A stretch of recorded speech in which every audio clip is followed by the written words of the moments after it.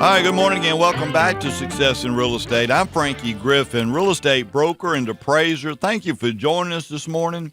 It's 9:34 on Friday morning. We've got this segment and one more to go. So if you got any questions or comments, I'd love to help you with anything on your mind.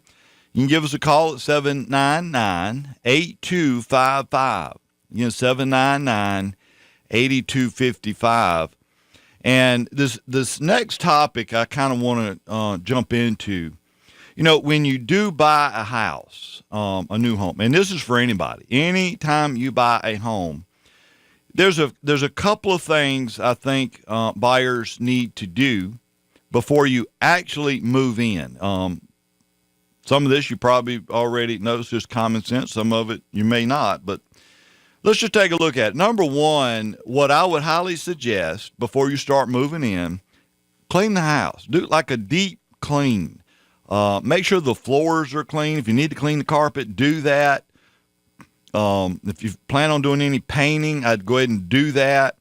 It's a whole lot easier to do all of this cleaning, kind of tidying up a little bit, before you actually start moving all your stuff into the house. It'd be a whole lot easier if you want to do it that way. Another thing that I would suggest you always do, and I don't know how many people do this honestly, but I would change all the door locks, every one of them. You know, obviously you get keys at closing, but you don't know if that's all the keys or not. In fact, my guess is it's not. The owner or the seller, I'm sure at some point has made copies of keys and given them to friends or family to be able to get in and do certain things. And you never know who all's got a key to the house like that. So I'd go ahead and get those locks changed. Maybe thinking you like a different looking doorknob or lock and stuff anyway. So now'd be a good time to go ahead and do that. So I think that would work out well.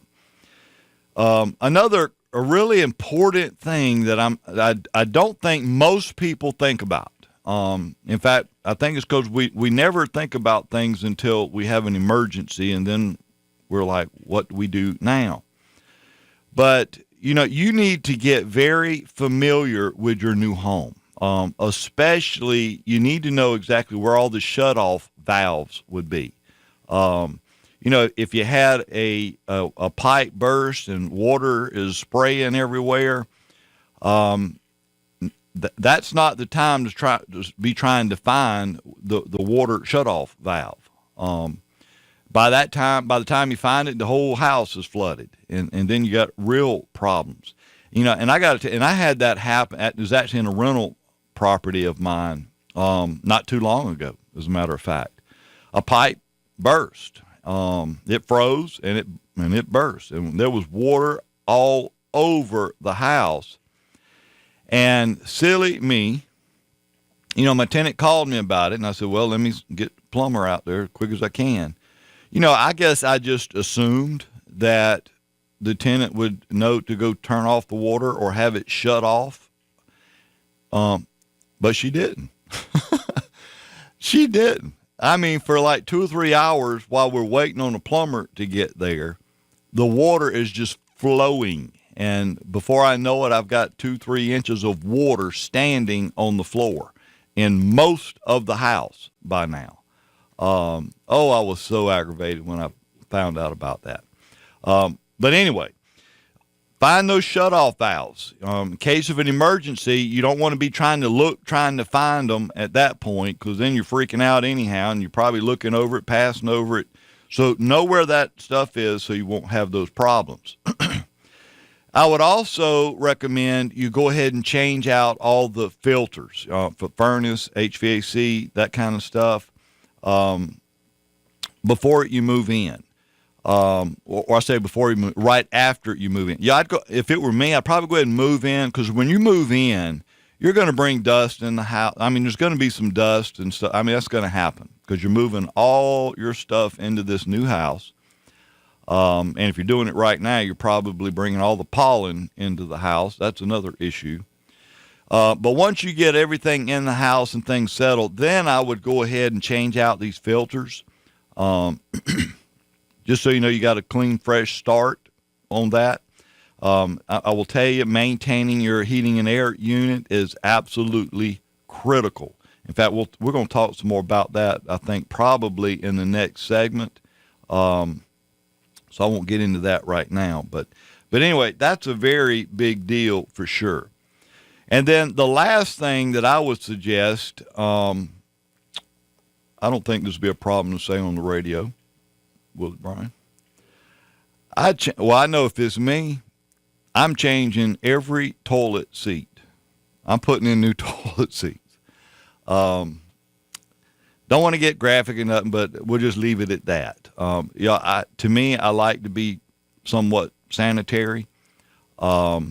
Nothing personal against the person that was living there, but I'm putting in new toilet seats. Might even consider putting in new toilets, but I'm certainly putting in new toilet seats because, that's not very expensive at all. Just to buy a toilet seat and replace the one that was there. And I think you'll like it a lot better. But those are some things I would suggest you do before you move in, if that's helpful at all, hopefully. But then I want to get into, again, because you're buying your home, there's some what I consider routine maintenance requirements that, as a homeowner, you've just got to do. And I tell you, a lot of people don't do this, especially if you've been renting for a while, because we rely on the landlord or the property owner to deal with any maintenance issues, and we don't look for stuff. We don't try to maintain things the way we should. And the more you maintain things, the better things operate, the longer they'll last. But just some things at a minimum, I'd say at least once a year, if not twice a year, do a visual inspection of your roof. Take a look at them shingles. Most of the time we don't pay any attention to that. We just sort of pull up in the driveway from work and go inside, and there we stay. But occasionally you really need to get a pretty good visual of your roof. Are there any missing shingles? Have any of the tabs broke off of the shingles? Take a look at the flashing. Is it starting to pull away, or is it not sealed properly? Do you have shingles starting to curl up? And you see that sometimes, and I assume that's probably due to some of the extreme heat that we may have from time to time here in South Carolina. But you need to catch that. You don't want to wait for your roof to start leaking before we start acting on it. So, you can have a roofer come out there. Larry Dennis and Sons, they're very good at that kind of stuff. That's what they do. But just have, come out there and it might be they can just fix or replace a couple shingles and you're good to go. But you need to stay on top of it, that's for sure, because if you don't maintain it, it's going to become very expensive. You also need to clean your dryer vents at least once a year. I can't tell you how many house fires start over that. That lint builds up into those vents, and it's very dry. Excuse me. It's very dry in those vents anyway.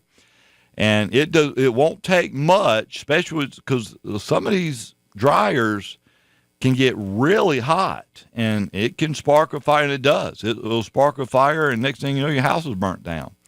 So you need to clean those dryer vents out at least once a year. I mentioned earlier heating and air maintenance.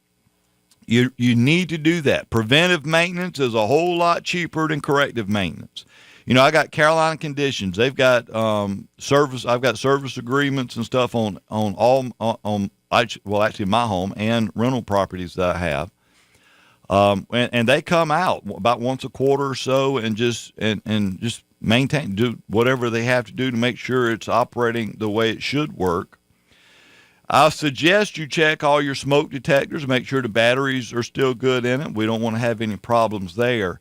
And lastly, in the bathroom, you want to inspect where there's caulking or even grout in the tiles. If you start seeing any of that chipping or pulling up or loosening up, you need to go ahead and take action on it. Go ahead and get that corrected.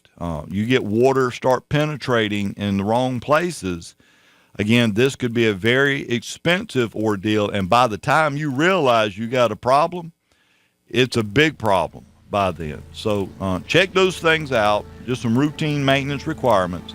Got to take our last break. Give us a call, 799-8255.